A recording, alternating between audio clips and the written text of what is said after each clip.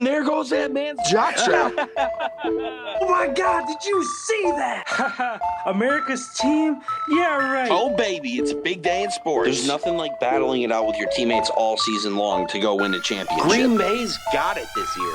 Huge move for them. I think it's going to be a game changer. We have a lot to talk about this busy week in the sports world. Welcome to the In a League of Their Own podcast. The In a League of Their Own podcast is brought to you by StreamerLoop. StreamerLoop provides the merchandise for our podcast. If you're looking to start a merch line for your podcast or business, use StreamerLoop. It's easy to set up and an awesome way to promote your brand. To check out our lineup of gear, click on the link in our description and go to streamerloop.co and search In a League of Their Own.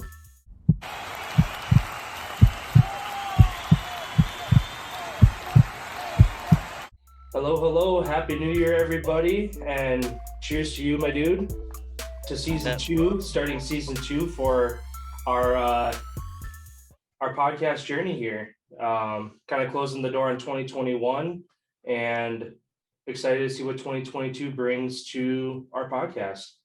Yeah, hopefully it continues this weekend. Like this weekend, Packers getting another W, making it a great Monday.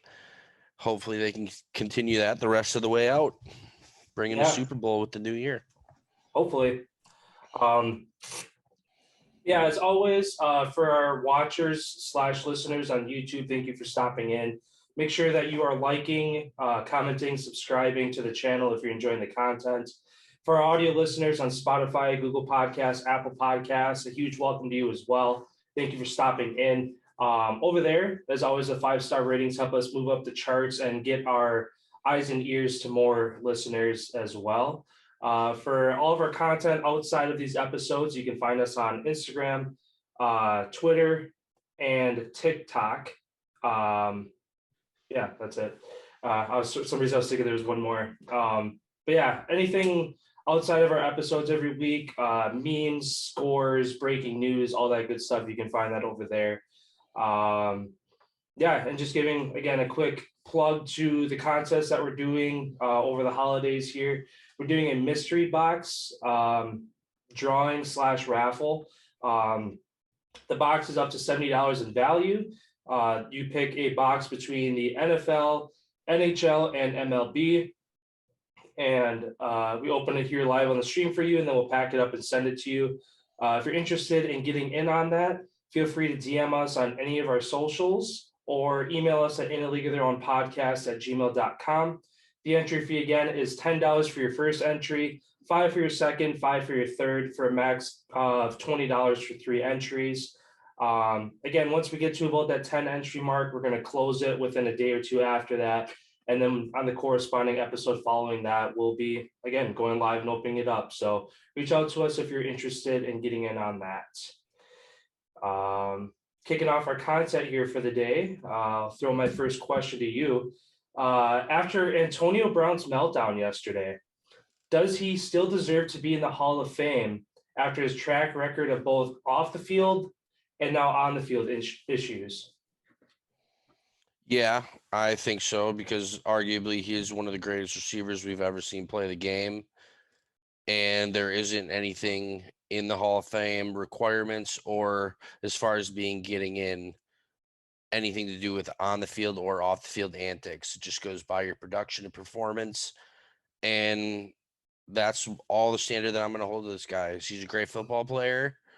Clearly the person, obviously, no, I don't think anybody really knows who he is at this point. Person is somebody else, but as far as a football player, one of the greatest to ever do it. Yeah, I agree with you again. So long as they only take what happens between the white lines, with the exception of yesterday, what happened between the white lines. Like you said, one of the greatest receivers to ever do it. Multi back-to-back 1,000-yard seasons. Kind of rejuvenated his career down in Tampa, winning a Super Bowl last year. I wouldn't be surprised if, again, kind of the way media, the NFL, everything's kind of trending towards again, this off the field stuff kind of playing a big part into people's lives. If they do consider it, I don't think they should. But again, we're not in that committee, so we don't know what kind of they're going to be making their decision off of. But like you said, we don't know exactly what's going on in his head. Nobody knows except for his family exactly what he's going through and what he's dealing with. So, I mean, not a whole lot to say about it. But again, it's the media, so they're going to be talking about it for a long time now, and whether his NFL career is done now. Yeah, just like with the current situation, all the stuff that's coming out right now, there's like 3 different narratives that are being reported, and it seems 2 of them seem like legitimate, and one was reported by Rappaport that ever since he came back from his suspension from the COVID thing and his ankle, he acted completely different toward, like, there was hostile, like he said that when he came back, he was just treated completely differently than how he was beforehand, which obviously after lying to your teammates and all of that is going to do that. But also at the same time, they brought him there knowing all of that stuff because of what he can do on the field. And the reports are that Bruce Arians wanted him to go back in the game, but he didn't want to go back in the game because he said his ankle was bothering him and he didn't even want to play in the first place. And so he's like, fuck it, I'm out, and just quit. And then went on to release a rap song later that day. And now is currently working on a new album and has posted a lot of stuff since then that football is only a part of who he is. And, it's just a job. All these people are people. So for everybody to kind of swirl his whole life into this, it's just the NFL, it's just a job. Yeah. He's going to be just fine. He's made enough money. I don't think he's ever going to have to work another day in his life. So for all of those people who are just shitting on the guy, hopefully he gets the help that he needs, if he needs help, or just he's successful no matter what he does in anything that he's ever done. So I don't think that's going to ever stop him going forward. Just hopefully, he surrounds himself with the right people and does the right things. But yeah, there's also rumors that he might file a grievance against the Bucs for how they treated him and all that stuff. But we'll see if that happens. I don't think the NFL is in a good position with the guy, so I don't think that they'd even accept it if they. He's on strike 22 at this point with all the shit he's done with the league. So I feel like but they keep, and they're at fault too as well in this whole thing. Like they kept giving the guy another chance, knowing, and that just goes to show you that talent will overdo any other thing, no matter what profession you're in, whatever job. You'll get breaks that other people don't because you're that good at something. Yeah. And as far as, obviously he's done this season, but to say never ever again, I don't think you could ever put that on that. But as far as this season, yeah, he's completely done. Yeah. And like you said too, like with the whole mental thing, like again, going back to Demaryius Thomas again, how that whole thing went down with people feeling guilty when not checking in on him and stuff. It's like right now the media is just throwing Antonio Brown through the ringer. It's like, he's probably got, again, CTE, like for as long as he's played in the league, being a receiver, all the contact, like any other mental health issues. It's like, it's sad to see that the media is putting this guy through the ringer. And then someday, again, like, knock on wood, hope he doesn't. Like, if he were to take his own life or do something that puts somebody else in danger, then all of a sudden it's like, oh, rest in peace, like yada yada. It's like, you can't change your narrative like that because now somebody lost their life over it. Like, it's sad to see again how everybody's just at this guy's throat, and then all of a sudden, again, if he does something bad to harm his own life or others down the road, it's like, oh, wish we would have saw this coming. It's like, yeah, it was in plain sight. You were worried about the action and not the person. So again, hopefully it doesn't come to that. I mean, but again, it's kind of written in the stars. A lot of these athletes that have some of these on the field, off the field issues in these ways sometimes have, again, CTE, mental health issues, whatever it might be. So again, hopefully he gets the help that he needs before media drives him into the ground. But I'm just glad, though, that if this was the last straw for him, to literally not sugarcoat the situation to be like, literally, fuck this. I'm done. Like, I'm done. Like, I can't. And if that is a circumstance that obviously I don't think we'll ever fully find out the truth until obviously the offseason, since Tampa's got to go through the playoffs and all that, and they're probably just deflecting. But eventually they're going to have their day where they have to basically come out with what happened. And props to him for going out his way and not letting everybody else dictate how it's going to end. Like, it's foolish and whatever that was. Like, you're an adult, you could handle it in a better situation than that. But also at the same time, if nobody's listening to you, if you're saying, I don't want to go in, and they're fucking, all right, come on, AB, come on, like, are you not listening? Fuck this, dude. Like, clearly you don't care about me. And that's just what I see out of Tom Brady with this whole thing. It's like, he brought him in, he lived with him last year. Yeah, they kept everything underneath. Didn't hear a word about him because he lived with Tom. So clearly. And then this year, this whole thing happens, and then Tom's, I wish him the best. And it's just like, you clearly never give a fuck about this guy. You just used him to get you a ring. And that's the thing too, like you said, it obviously could have handled it in a better way, but at the same time, it's no, like you said, the NFL is just a job. That's all it is. It's just a job. It's no different than you working your 9 to 5. This job fucking sucks. You throw your shit down and you leave and you're out. It's the exact same thing, except for he has cameras on him in a 90,000 person stadium. Like, yeah, you have more eyes on you, but it's no different than you quitting your job and just walking out either. So, yep, that's exactly right. And like I said, power to him. If it, if this all, it seems like it was all on his terms, because clearly he was the one that just threw his shit off. So props to him for making his own decision. And like I said, dude's already made enough money. He doesn't have to worry about working ever again. So it's like, what are you going to ostracize this guy about, that he's never going to play in the NFL again? It's just like what we talked about. He's one of the greatest wide receivers to ever play. You can't take that away from the guy. No. Yeah, maybe he has a couple screws loose, or maybe he's a little wild of a guy.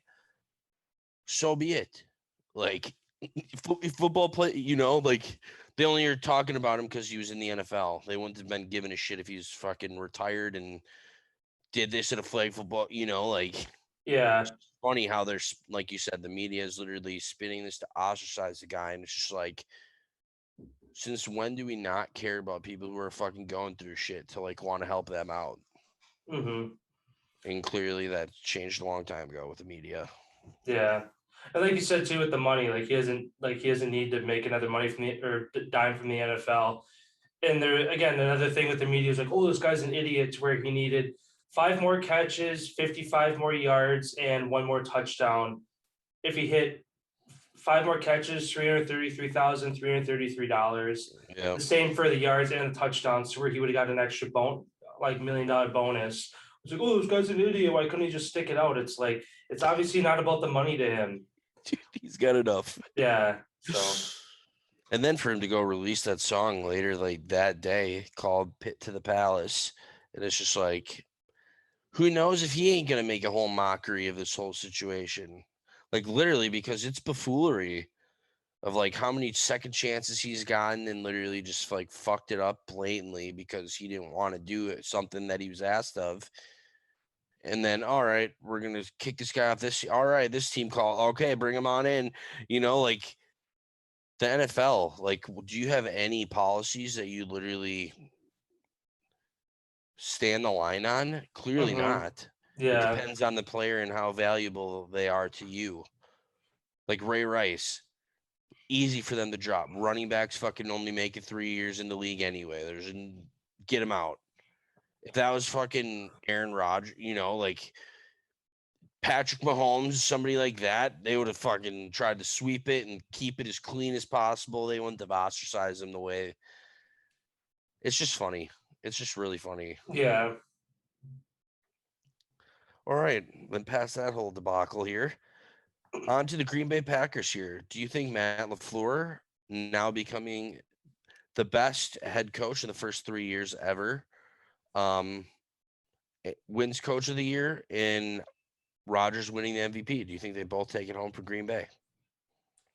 Yeah, I mean, I think both are very much on the table. I think Aaron Rodgers for MVP is more of a surefire thing, just again for his almost 300 yards, 200 or two touchdown performance in another game over 100 quarterback rating.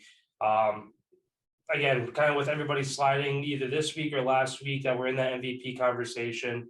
Um, Especially yesterday again with the Colts losing to the Raiders, one of the worst run defenses, and he's unable to have again another amazing game to get his team to win. They're unable to do it. And then again, Rodgers steps up and gets a dominant win on Sunday Night Football. So I think it's a lock again for Rodgers for MVP. And I know weeks ago we were talking about Coach of the Year candidates, kind of between Cliff Kingsbury and Bill Belichick are kind of the two guys in the front running for it. I don't know what the current odds are now for Coach of the Year, but I mean, like you said, he won the most games. He's the only coach to ever have 12 plus wins in 3 seasons straight. And there's a couple other things that he's the first to ever do. So, I mean, again, pending how this postseason goes, I think that he definitely deserves to be one of the finalists for it, if not win it. Yeah, that's the one thing that I dislike about all these awards too, is that they're all regular season awards. Like none of the postseason matters. So that's one thing that kind of sucks too, because it's like every team's playing for the postseason where the most important games are. How well do they do in the moments where the games are as big as they are? Like Mhm. always feel like that's so important, and like that's why I hate like I appreciate why they keep the stats separate like that, regular season and postseason, so you can actually be like, okay, look at Russell Westbrook. This guy fucking killed it every regular season. Look at his postseason's garbage. Mhm. Like, he's barely even there. So it's just like, how much meaningful time did you actually get to play? Yeah. And yeah, I mean, I the only other person I could see besides LaFleur having a chance to win is the Eagles coach Sirianni, for turning that team around from a fucking complete disaster last season to Yeah. a 9-win team and 1 win away from being in the playoffs. Mhm. I feel like the tipping point for him though would be again if they make the playoffs, it puts him in the conversation. If he doesn't, okay, you fall short of the biggest thing every team is striving for is to get to the playoffs to give themselves a chance to win a Super Bowl. Yeah, Um, because he set a whole bunch of records like the Fleur did too, like taking a team first year being under 500 to over 8 wins in the playoffs. Like there was a handful of things that he did too, and it's just like, damn, that's pretty impressive too, yeah, especially because he doesn't have an Aaron Rodgers as a quarterback. no, He's got a second-year player. yeah, and you're in an All-Pro tight end who that they traded away. So I guess that's not really all feel bad for him because they got rid of him on their own terms. But um, yeah, there's not really a lot of guys on that team that Nobody saw the Eagles come in this year. no, especially early in the year. It's like, all right, NFC East is a wrap. Nobody else is relevant except for the Cowboys. Now the Eagles, again, the division title got wrapped up last week or 2 weeks ago, whatever it was. But I mean, you don't need to win a division title to make a playoff push. So Yeah. Did you see also in that game how Jalen Hurts almost got his legs taken out? I don't think I did.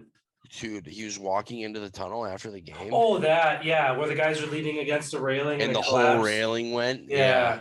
That's now the third thing at the Washington football team stadium that happened this year. They had two pipes burst of Of shit water. water. Yeah. That was it's not actual shit water. Oh. That was just the running joke because everybody was just like, oh, they're pouring Oh. all over people. I feel like they would have been sued by so many people. I feel like they would have had to shut the doors for that. But no, it was just like the water things, just old shit. And now this whole thing with that getting broken is just like, maybe they should just build a new stadium, redo the whole thing because clearly it's falling apart. Like give them a new team, a new stadium for the new team name. Yeah. You know, like why don't we? I mean, they're gonna have to vamp a lot of the stuff in the stadium as far as changing logos, all that. So while they're doing that, I mean, stick a bunch of money and redo it. And fix your seating, fix your piping, fix You can whatever. easily do that in an off season. Yeah. Yeah, sounds good. My last question for the NFL here. After Dallas's loss yesterday to the Cardinals, and they will now be without Michael Gallup, with what's expected to be a torn ACL after the final test today. Do you think that Dallas kind of peaked too early and they're going to start coming down, or do you think that they can hang on and make a playoff push yet?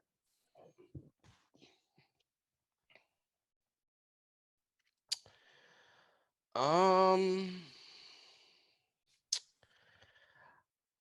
don't know, because as it sits right now, obviously, if the Cardinals win this weekend, the Rams will then be taking on the Cowboys. If the Cardinals lose, the Rams hold on to that spot, just due to head-to-head stuff. So it's going to be interesting to see what happens at when that comes down to it. But it's all going to go, dude. It's literally all going to go on Dak Prescott. Like, it's going to be Dak Prescott. Excuse me. I said that backwards. If San Francisco wins this weekend and Arizona wins, that's what happens. Excuse me. Oh, okay. Because San Fran is stuck in the same spot. Basically, they're either going to stay if the Eagles win because they have a better conference record and all that stuff. Eagles will take the 6th spot. San Fran will be the 7th seed. But Dallas is basically four locked. Unless Tampa or LA shits the bed, which I don't think. LA could, I suppose. I wonder what would happen then. If Dallas wins, LA loses. I wonder if that would move Dallas up to the 3rd spot. But either way, it's all coming down to their offense or defense, obviously, when they have to play against a good quarterback for the 3rd time this year. They have trouble. Like, they literally shit the bed. And their offense, I don't know. If they play how they did yesterday, they don't have a chance. You can't play one quarter and expect to win the game. Even though that was a fumble, that last play, it was a fumble. I don't know. I'm so confused why the booth didn't call a timeout and take a look at that, especially with the game on the line like that. But hey, it is what it is. You win some, you lose some. Dez didn't catch that ball. And I think they peaked. I don't even think they peaked too early. They just played shit teams and demolished the shit teams. All the good teams they've lost to. So the only way I literally can see them winning a game is if they play San Francisco. If they have some way to match up with them in the first round, I think that is the only way that they can win, because the quarterback factor, the Jimmy G. What Jimmy G are we going to get? Are we even going to see Jimmy G because of his injury? That's the one suspect team. Philly's for real. They have a quarterback who can run, just like Kyler can throw it.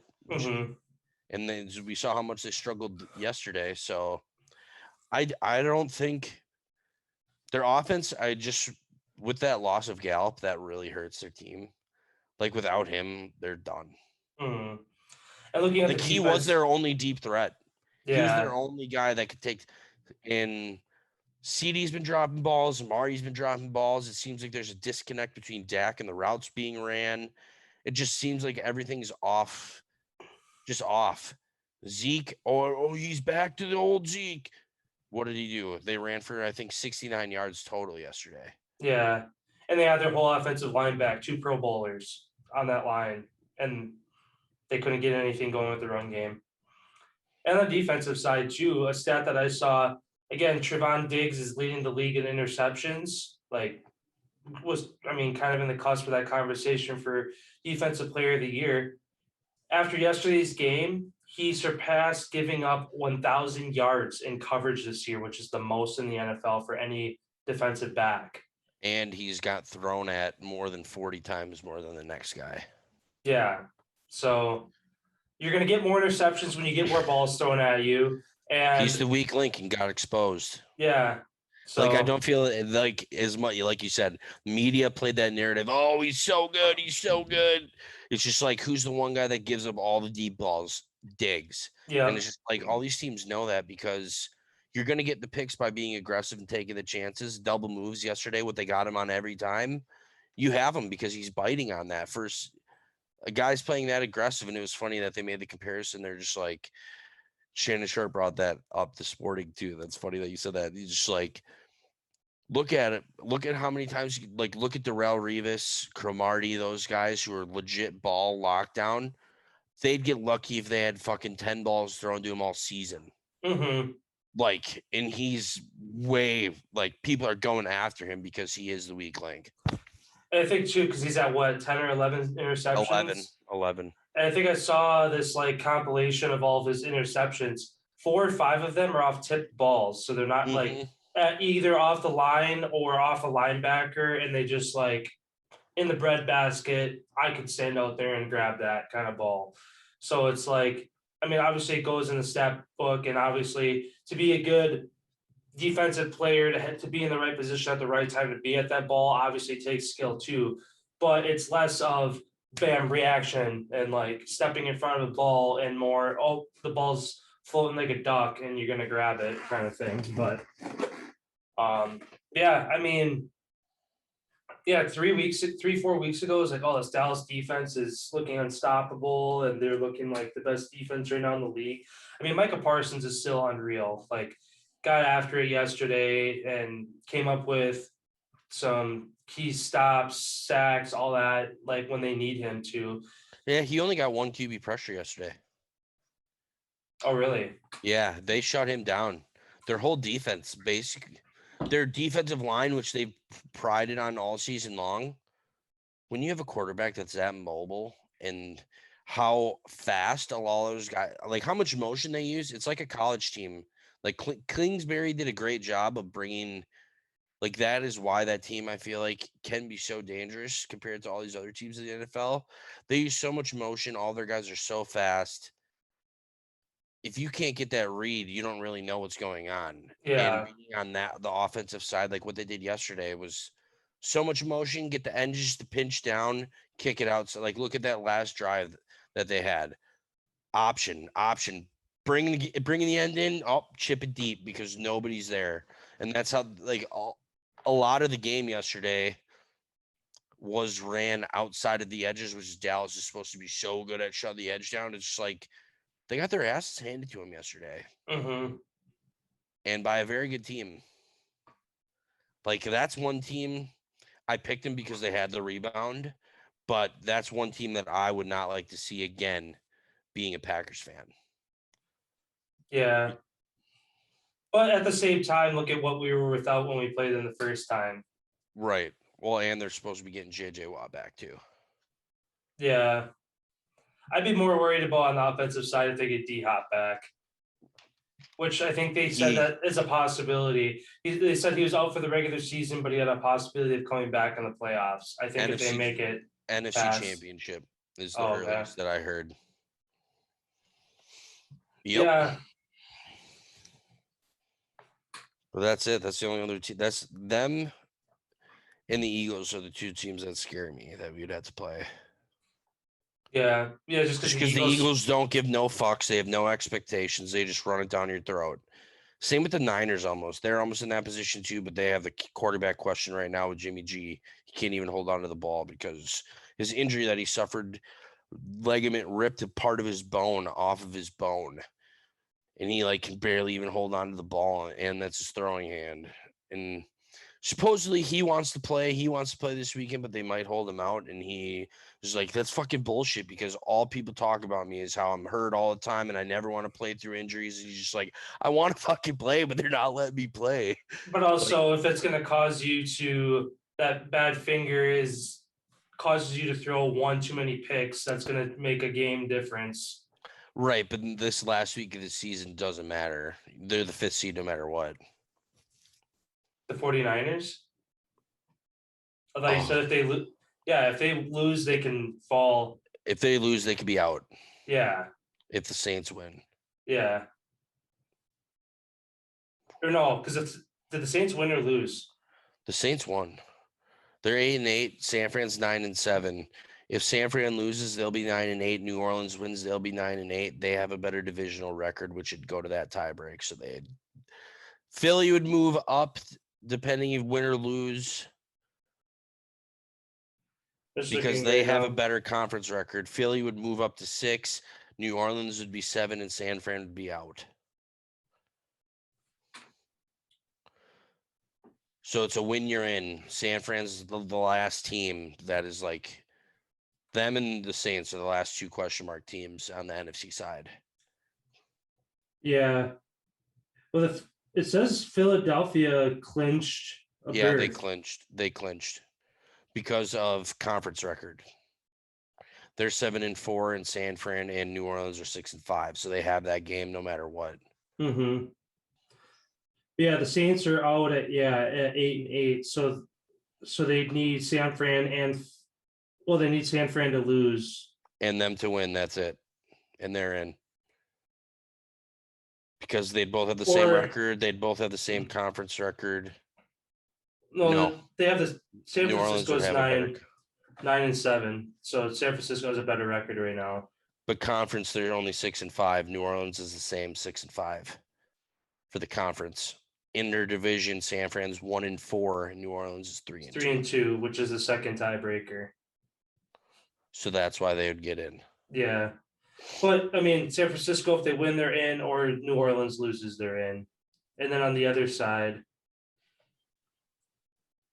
Pittsburgh still has a chance. Yeah, it was like a 3%. Cleveland's eliminated. How's Baltimore not eliminated? Miami's 8-8 with a 3-2 divisional record and a 5-6 conference record. Baltimore is 8-8 because head-to-head's the number 1 tiebreaker, and they've beaten Pittsburgh. They've beaten Indy, I think. They've beaten a couple of the teams that are ahead of them head-to-head. That's why. Yeah, but Miami beat Baltimore head-to-head. Like right now for the seed ranking, Miami is 10th and eliminated. And Baltimore's 11th and not eliminated. That makes no sense. Because again, Miami has the same record with a better divisional and the same conference record, and they have the head-to-head over Baltimore. I don't get how that works. No idea. But yeah, then we can hop on to my last NFL question here. Do you think the Titans will be the team to beat in the AFC when King Henry returns? They're supposed to be activating him later this week. Who knows if he's going to play next weekend? If they win this weekend, they get the number 1 bye. So he won't have to play for 3 more weeks yet. Early reports, he's back to full strength with no wear and tear, like at the beginning of the season, ready to go. Yeah, and I mean, if Tennessee can lock up the 1 seed, that again, like after the Packers win yesterday, it was like, all right, we shouldn't see Rodgers on the practice field until January 24th, because that's when the week that they'd have to prepare for the divisional round. Which again, if Tennessee can lock that up, that gives Henry 2-3 more weeks of rest yet to get him back for that divisional round. Yeah, I mean, right now, it like for the longest time, there's still a lot of New England and Buffalo at 10-6, Cincinnati 10-6, and then Kansas City and Tennessee at 11-5. So all those teams are really close. But honestly, the 2 teams I'm worried about are Tennessee, like you said, kind of when Henry comes back, they're going to be one of the teams to beat, and Cincinnati after really in a shootout with Kansas City, had a couple, like, I wouldn't say sloppy mistakes on defense, but you give up 31 points, which in the postseason, like, you need to lean on your offense heavily if you're giving up more than 30 points. So if their defense can tighten up a little bit, Yeah, I think it's going to be between Cincinnati and Tennessee, honestly. I could see those two being in the AFC Championship, so long as they don't meet before that. Which they would, because since he's a 3 and Tennessee's a 1. Well, they wouldn't meet until because Tennessee would play the lowest that makes it Isn't it only the lowest seed for the first round, though? for the divisional round. Yeah, so that's the first round after the wild card. That's the second round. I don't really count the wild. I call those playing games. Well, it's technically the first round because Tennessee, Right. Tennessee and Green Bay say they stay the 1 seeds. They sit there. They would play the lowest seed remaining in the playoffs. So The whole way through. yeah, so it's not possible for Tennessee to play Cincinnati because at least one team under them would have to make it in. So Tennessee is going to be playing Buffalo, New England, Indy, or the Chargers. And So Cincinnati, they won't play Kansas City at all? well, Kansas City's the second, so they wouldn't play because there's going to be 4 teams left in the divisional round. Right. So Tennessee they'll have to plays, be a team underneath Cincinnati. Yeah, so there's going to be a team underneath Cincinnati. So that means Tennessee plays whichever team is under Cincinnati, and then Kansas City and Cincinnati would play each other. But that's if the way that it stays right now. Yeah, so long as Cincinnati doesn't fall and Tennessee doesn't fall either.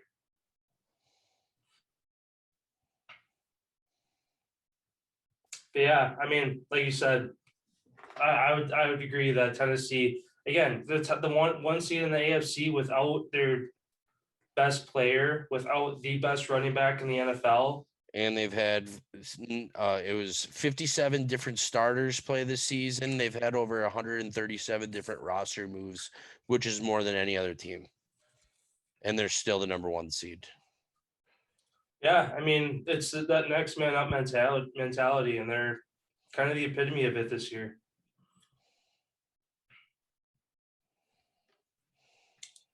But yeah, move over to the hardwood here then. My first question for you here.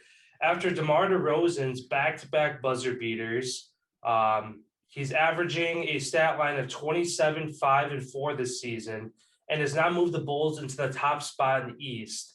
Is it time that we add him to the MVP conversation?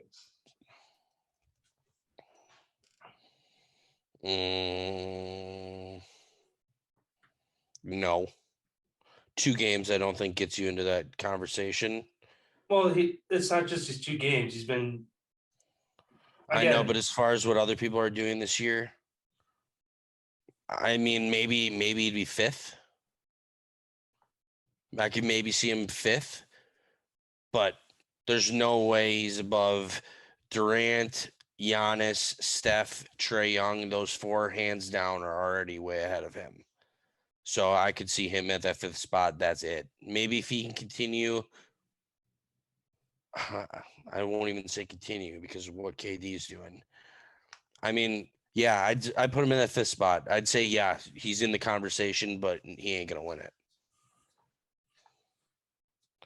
Yeah, I mean, because thinking about the rest of that Bulls team, Lonzo Ball, Alex Caruso, Zach LaVine, they have other good guys to where obviously they wouldn't be as good without DeRozan, but they have a couple other guys to lean on where on some of those other teams, like you mentioned, if Durant's out, the Nets are screwed. If Curry's out right now, they're kind of screwed, at least until Clay comes back. The Bucks with Giannis, I mean, it's been proven that when he doesn't play that they're not the same team. So, yeah, I think like I agree with you. I think belongs like if you're in the top 5, you're in the conversation, but he's in that 4th or 5th spot, I'd say as well. And that's just going off of like points average.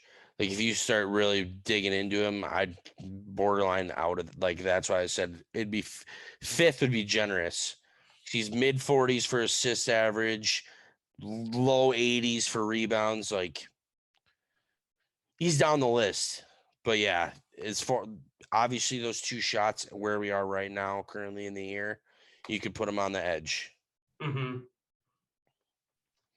Then my first question to you: Do you think the Cavs move to get Rajon Rondo from LA was a smart move and potentially that vet piece that they needed to get them along in the postseason? Yeah, I think this is a great move for the Cavs just because, again, they're missing some of their key guys like Mobley. I know he's been in and out. Collin Sexton, he's out. Again, one of their young, dynamic guards. Bringing in Rondo, who can take that leadership role and gives you the production you need from a point guard. Yeah, I mean, the Cavs are kind of, again, having a quietly good year right now in the East. What are they still sitting third? Okay, They're fourth. Fifth right Or now, fifth, yeah. behind Miami. But yeah, again, like you're sitting fifth, clear out of the play-in tournament, but only a couple games out of the top. Again, nobody's really talking about Cleveland. It's Chicago, Brooklyn, Milwaukee, and the Heat kind of still hanging on there too. And with Cleveland kind of out of that top four picture, we could see them jump up again as long as he meshes well. Just because you plug in a guy who's been around for a long time and is a good vet. I mean, the Lakers, for example, they plug in Russell Westbrook and they haven't been able to do shit this year. So it all depends on how he fits in with that team. It's a team that for as long as Rondo's been around, I don't know if he's played with anybody on that team. They're all young kids. Yeah, Kevin Love's the only old guy on that team, but yeah, I think it's a great move for them and at least keeps them relevant in the East. I agree. And the reason why they picked him up too is they'll play defensive minutes. They don't really need to rely on him scoring 30 points like he used to early in his career. They brought him in for his leadership, slowing down the pace of play, not turning the ball over, and being a very good defensive player, which he's been his whole career. So, yeah, great move. Any team that always adds to their defense and doing it for cheap, it's a smart way to do it. Yeah. And I guess kind of talking about the Lakers, both LA teams sit near even as the Lakers are 19-19 and the Clippers are 19-18. Which of these LA teams do you think finishes with the best record this season?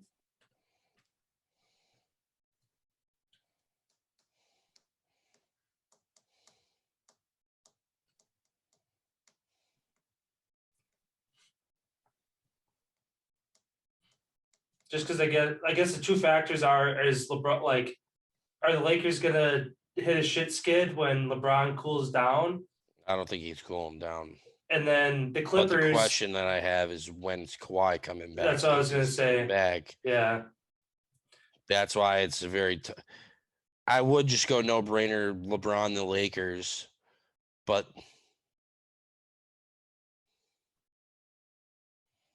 damn, I'm gonna do it. Lakers. I think the Lakers are gonna finish. I could see honestly the way the season's going.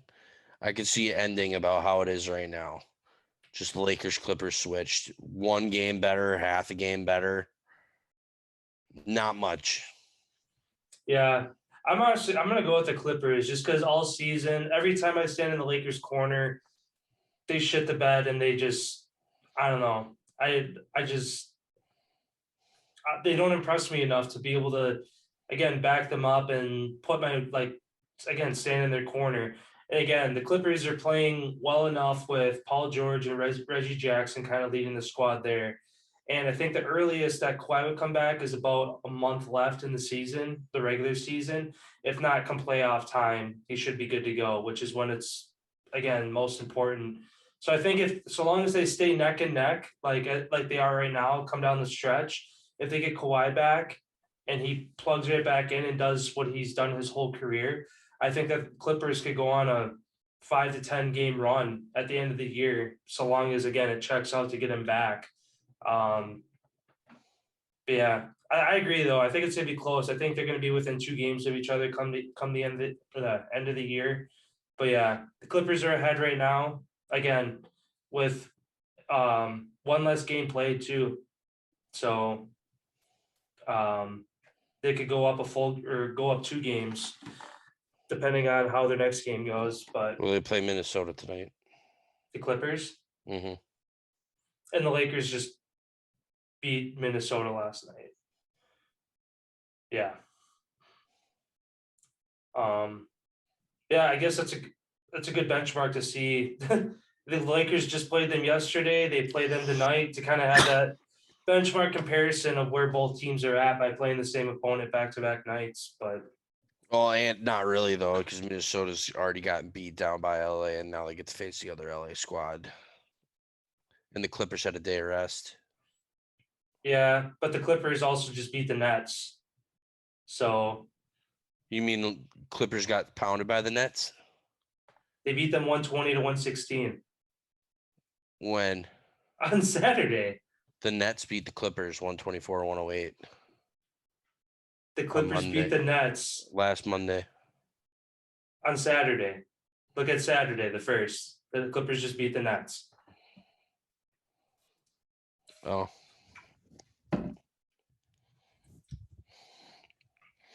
We'll see. But yeah, that's it. Never mind. That was my last question.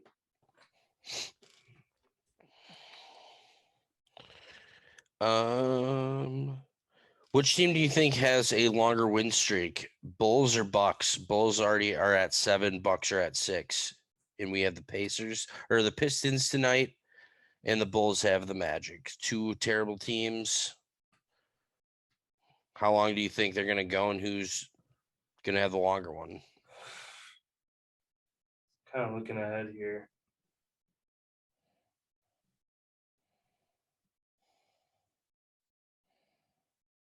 It's both a while before each team plays a good team. Yeah, it is. Because the Bulls play the Nets the on Bucks, the 12th, and we play the Warriors on the 13th. Well, the Bucks play the Nets on Friday. So I'm going to say. Do you think we're going to lose? If it was in Milwaukee, I'd say the Bucks, but it's in Brooklyn. Without Kyrie? Well, they haven't played without Kyrie all year. Well, he's back Wednesday. Like this Wednesday, so he'll be back on Friday. Oh yeah, Well, but it's in Brooklyn. He can't play. Yep. That's right. I don't know. I think it's gonna be a really good game, but yeah, I'll give the edge to Brooklyn. So I think that the Bucks win streak ends on Friday in Brooklyn, and then the Bulls play the Wizards, which the Wizards were making noise at the early part of the year, and now they sit 18-18. So, yeah, I'll say the Bulls keep their streak going a little longer. All right, I'm going to take the Bucks. And just because tonight too, even though the Bucks and Pistons play, and the Magic and Bulls play, and the Nets and the Grizzlies play. Well, what does that have to do with the Bucks and the Bulls? The Nets are playing a good team, so the Bucks, when they play them on Friday, are catching them on more games played. Yeah, but the Nets play again on Wednesday against the Pacers. And we have off. They play the Raptors. On when? Wednesday. Yeah, either way. I don't really 1 day off, 2 days off, 0 days off. They're everybody's conditioned enough. I feel like at this point of the year that isn't as much of a factor as it is in the first month or so. So yeah. I mean, obviously I'd like to say the Bucks win, but No, you want to put a couple bucks on it? put Bucks on the Bucks. Yeah. Well, what I don't are we just doing head straight up? Well, Because there's no spread out yet. Let's do it. Let's circle back to this on Wednesday, just because. Okay. Depending on what the cover is. Well, the Nets should be favored. Yeah, but then the Nets have to win by X amount for me to win. No, let's just do money line. Fuck the spread. Okay. I'm taking the Bucks straight up. They're gonna piss pound the Nets. All right. We can decide what we're going to gamble on it off air. Sounds good. Yeah, then moving over to the ice here. After 3 straight losses and being outscored 17-6 in those losses, the Lightning are the Lightning getting out their early season shit streak, or is there cause for concern with their poor goaltending?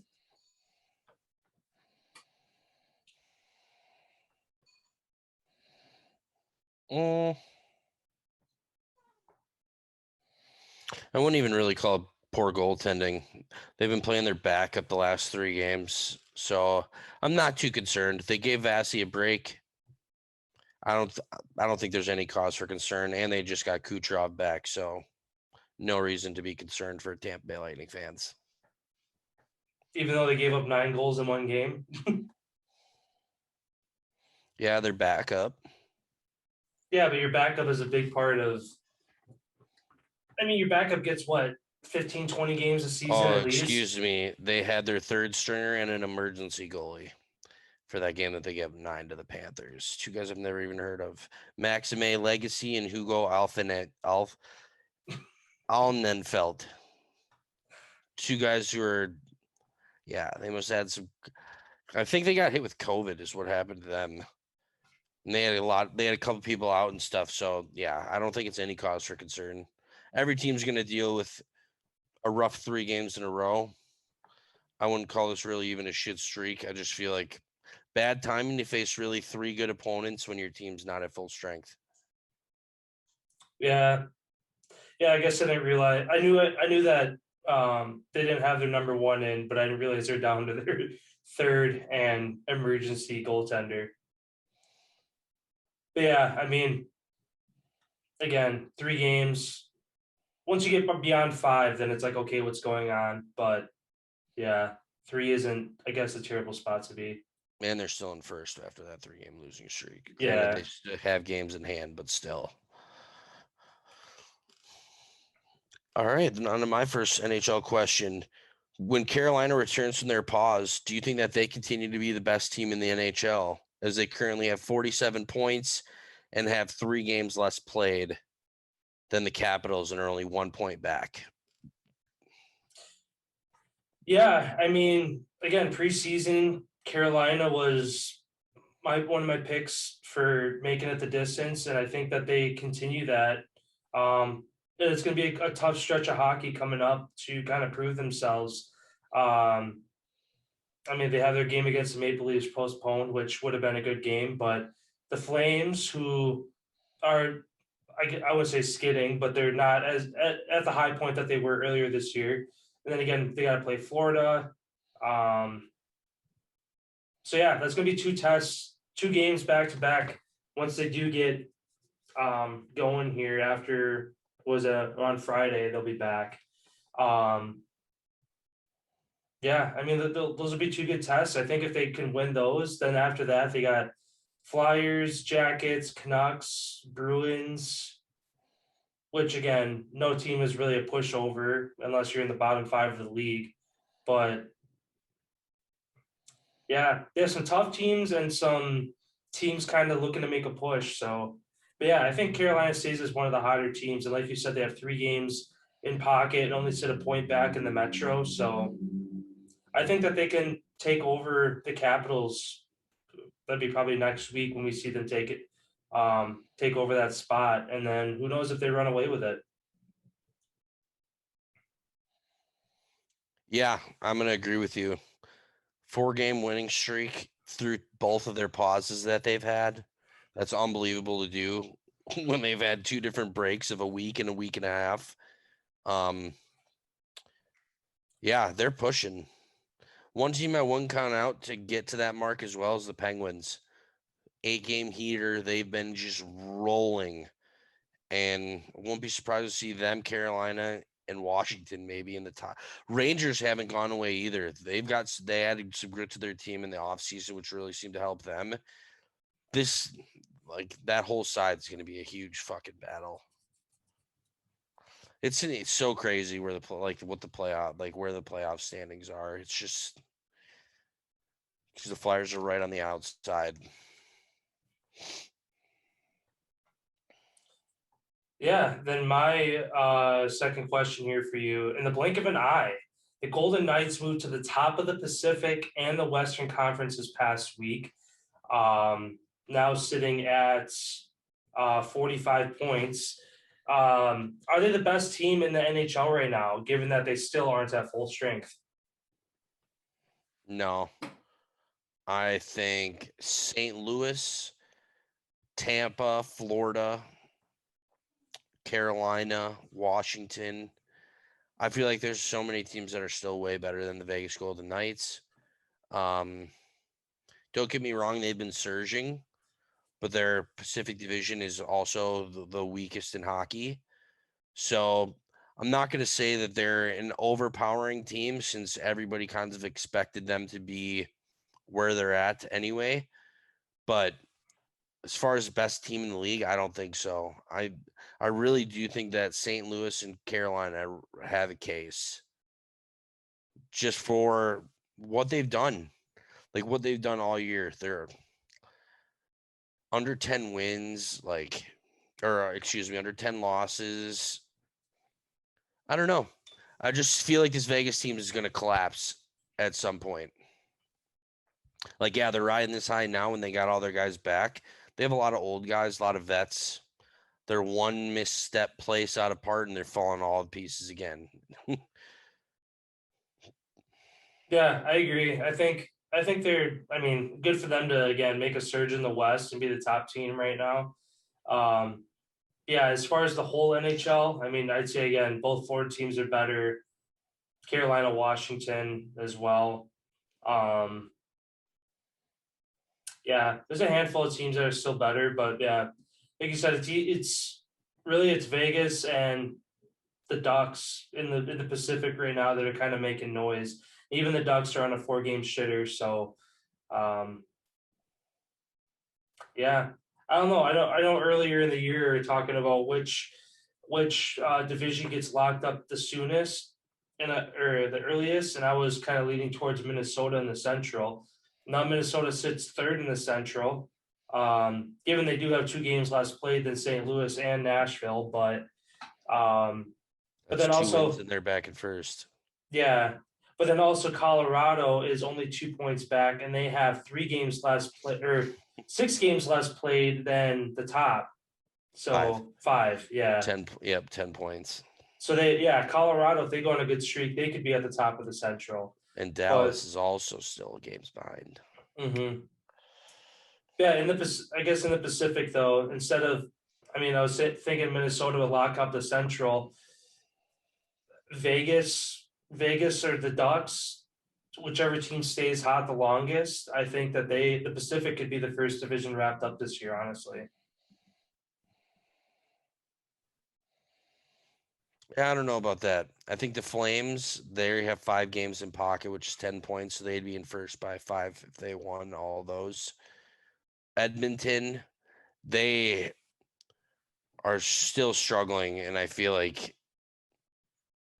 they're one move away from taking off to first in the Pacific, just with their dynamic of goal scoring. But yeah, to be seen. Yeah. My last question for you. My Philadelphia Flyers, currently, if the season ended today, would be 2 points outside of the second wild card spot. Do you think that they find a way to make the playoffs this year? Do you see them in the playoffs? It's going to be tough. And look at Boston right now has the second wild card spot, and they have 4 games less played than Philly right now. So that's, instead of being 2 points out, they could be 10 points out, depending on how those 4 games go. And again, being in the Metro, as you always say, arguably the toughest division in hockey. They currently sit 9 points out from Pittsburgh, and then 14 points out from a secured spot in the Metro. and they have and they have more games played than, like I said, Pittsburgh and Boston. So I don't know. I mean, they're low. They're low. It seems like their lows are more than their highs this year. And again, ahead of Philadelphia, Pittsburgh's on an 8-game win streak right now. So the farther they fall back from them, that just hinders their chances even more. And who knows when the Red Wings started the year super hot, didn't they? They were like 7-0 or 8-0, so they have the potential to get back to a good streak as well. I don't know. It's just tough. Again, the East is tough, and as a whole, and the Metro is even tougher when you break it down that much farther. Looks like, I don't know. I have a feeling both of us are going to be not watching our favorite teams come postseason, especially mine, for sure. Mine, freaking Kraken sitting bottom of the Pacific right now at 24 points, but.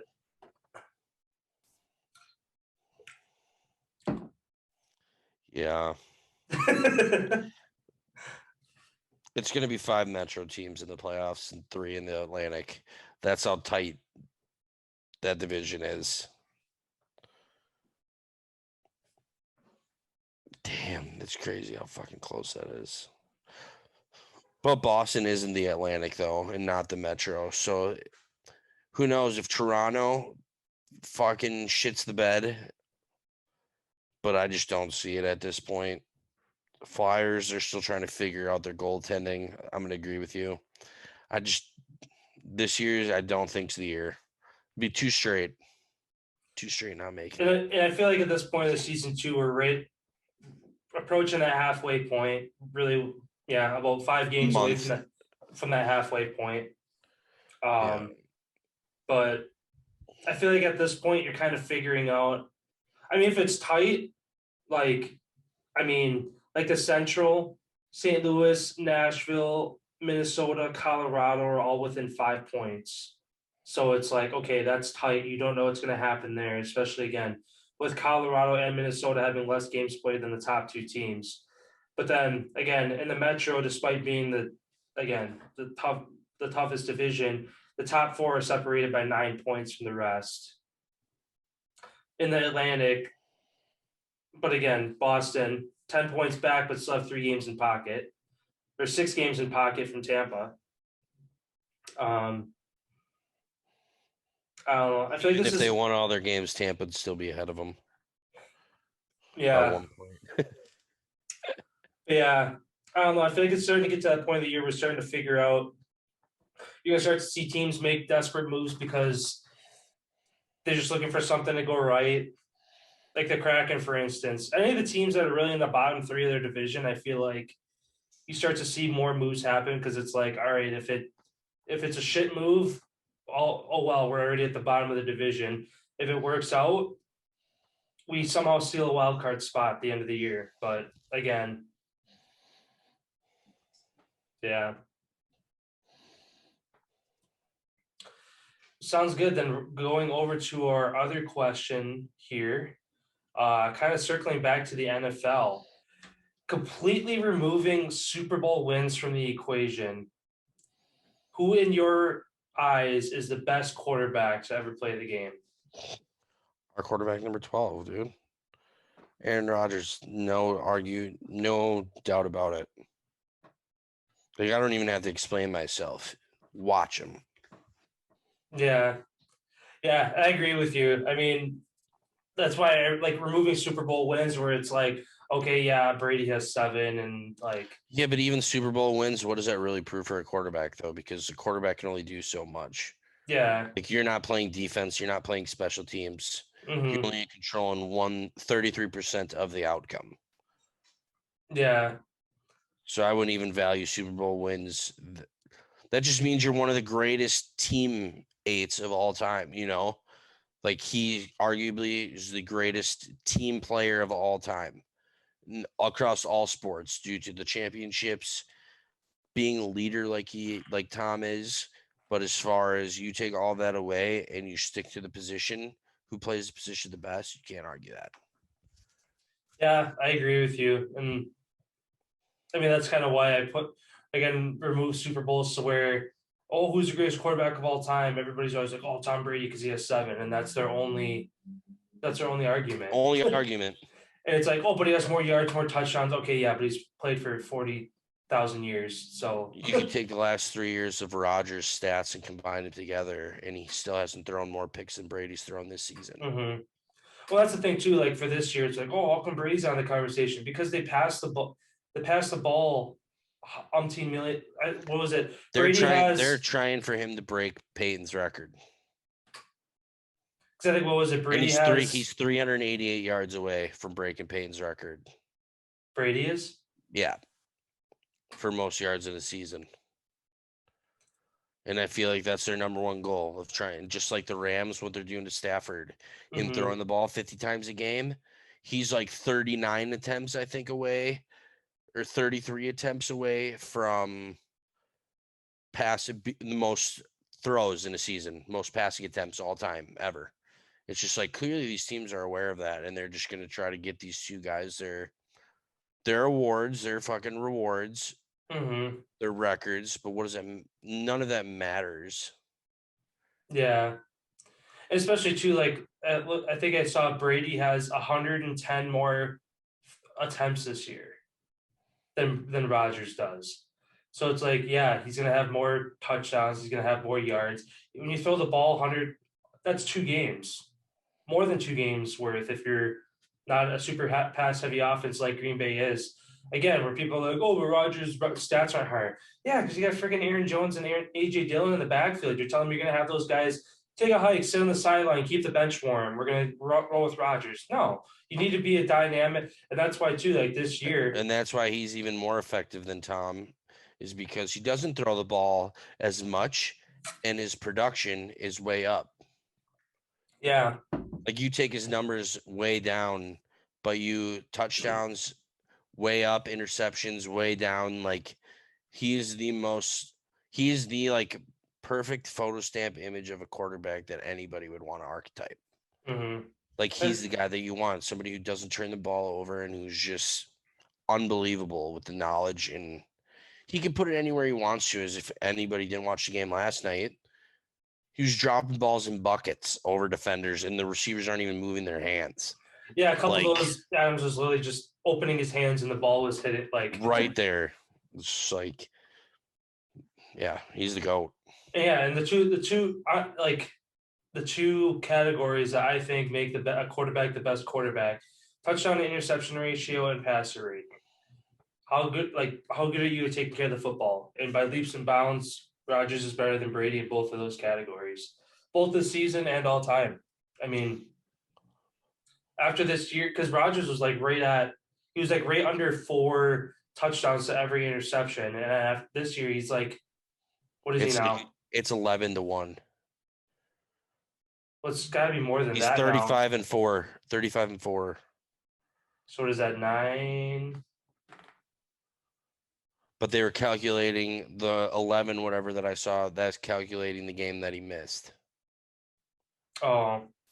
That just for on average, Aaron Rodgers throws at least 2 touchdown passes with no picks in a game. Like that average is what his stats are. So they calculated that in. Yeah, it's high 9s. But yeah, it was like 11 something if he would have played that game. Yeah. Which again, that's unreal to Yeah. That's it.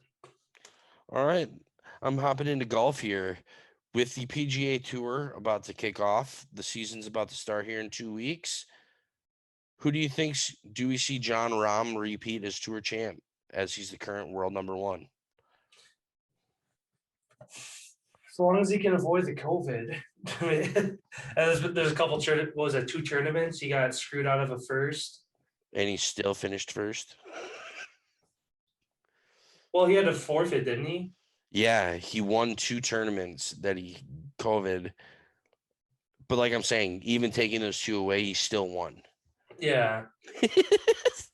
Like that's domination. Yeah. I don't know. I mean, I feel like when's the last time we saw a repeat champ? I feel like it's been a while. Tiger probably. Yeah. I don't know. Two guys I could see doing it that are kind of again elevating their game this year.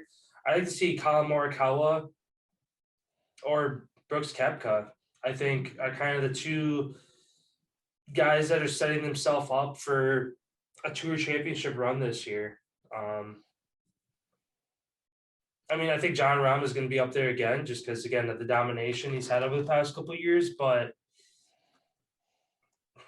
yeah, given how long it's been since we saw somebody go back to back, and just with how good, I mean, there's how many guys, dozens, hundreds of guys that either are that good or somebody who could come out of the shadows and just have a really good year. Yeah,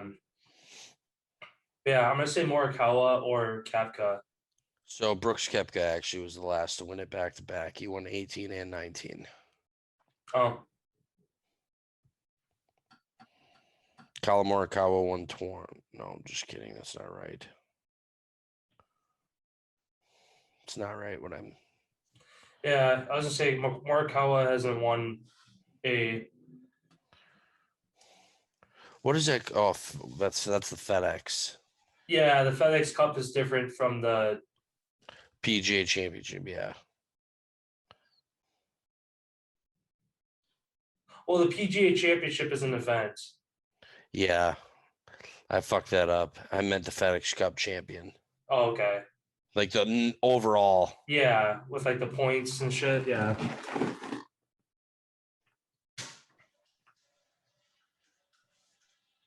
No, that's still not right. Patrick Cantlay won. She beat Bryson DeChambeau in the playoff. Remember that? Oh, yeah, that's right. Dude, golf is so confusing then. Who's Yeah. going to be number one world ranking, I guess? Who's going to be number one in the world at the end of the season? I'll just do it that way. Is it going to be John Rahm again? I'll still say no. I think Brooks or Morikawa become the Because Morikawa Best. is number 2. best golfer in the world.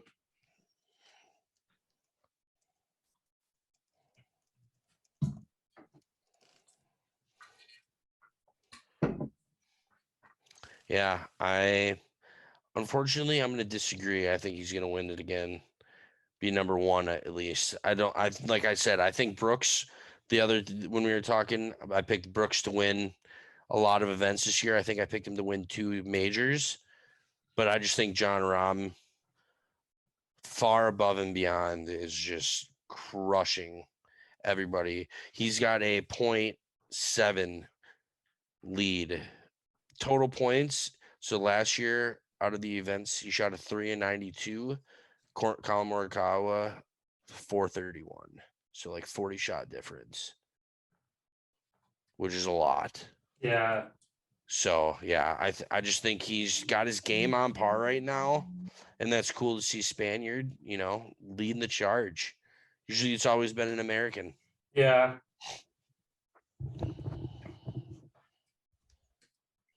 A good deal.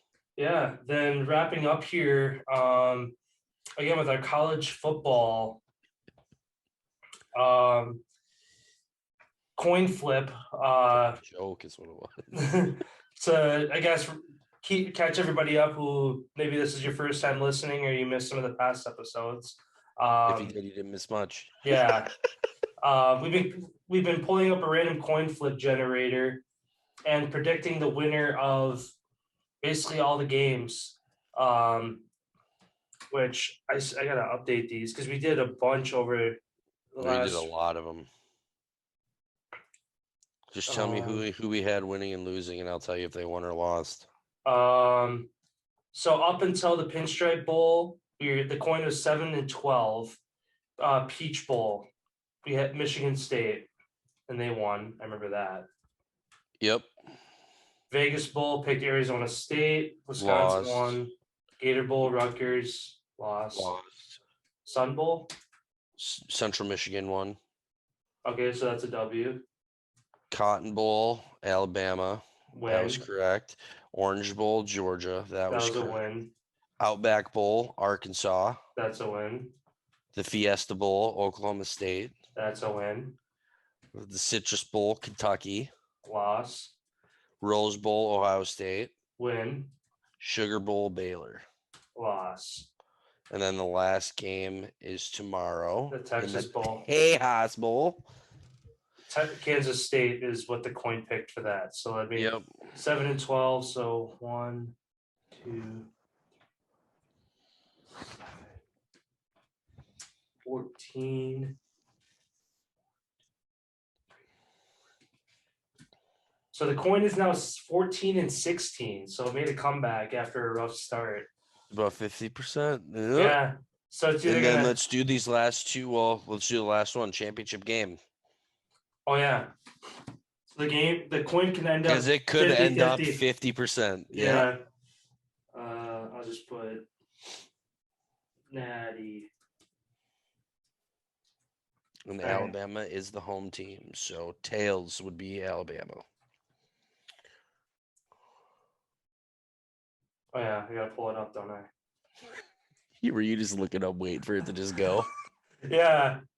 I was like, something's not right here. Like, all right. And then what team is Home team is Alabama is home team. okay, so tails Georgia or heads Georgia, tails Bama. Yep. For the Natty. Georgia. That's who I'm picking as well. Sounds good. Yeah. Who are you picking? Oh boy.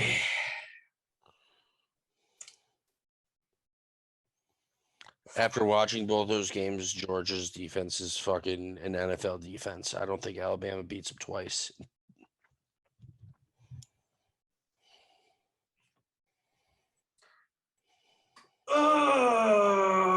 This is tough. Just because it's hard to, again, betting against Tom Brady, Belichick, or Nick Saban usually doesn't work out for people. This one feels right, though. I guess just to make it fun, I'll pick Alabama. I'll say Bama wins the Natty as much as it hurts. Like, I could feel my body shaking and want to crumble for saying that just because I can't stand Alabama. But actually, yeah. Like, after thinking about it, dude, it's just like Nick Saban's got this much time to prepare. He's definitely going to come up with something good. I want Georgia to win, but yeah, I think it's Alabama. Yeah. And I think in big games like this, it comes down to who's under center. And Bryce Young is tenfold better than Bennett. And it seems like when the game's on the line in these high pressure situations, it almost seems like Georgia takes the ball out of Bennett's hands and tries to run the ball more, to where when the game's on the line, Nick Saban puts the ball in Bryce Young's hands and he delivers as a freshman. So if Georgia can stop Alabama's running back, they got themselves a chance. Yeah, it should be a good one. I can't wait. Yeah, it will be next Monday. Yeah, sounds good. Yeah, sounds good, everybody. We hope you have a great week here, and we will be back next episode. So hope you have a great one. See you next time.